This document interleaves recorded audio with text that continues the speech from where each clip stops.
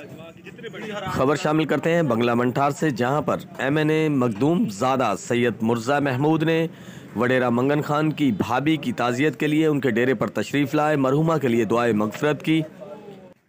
अपने हलके के अमायदीन के मसाइल सुने और उनको फौरी तौर पर हल करने की यकीन दहानी भी करवाई। आपको लाइव मनाज़र दिखा रहे हैं मंठार न्यूज़ की स्क्रीन पर, जहां पर मखदूम ज़ादा सैयद मुर्जा महमूद वडेरा मंगन खान के डेरे पर तशरीफ़ लाए और उनकी भाभी की ताज़ियत की और उनके लिए दुआए मग़फ़िरत भी की। इस मौका पर इलाकाई अमायदीन ने कसीर तादाद में शिरकत की और मखदूम ज़ादा सैयद मुर्जा महमूद से गुफ्तगू भी की और अपने हलके के मसाइल से उनको आगाह किया। मखदूम साहब ने मसाइल को हल करने की फौरी तौर पर यकीन दहानी भी करवाई।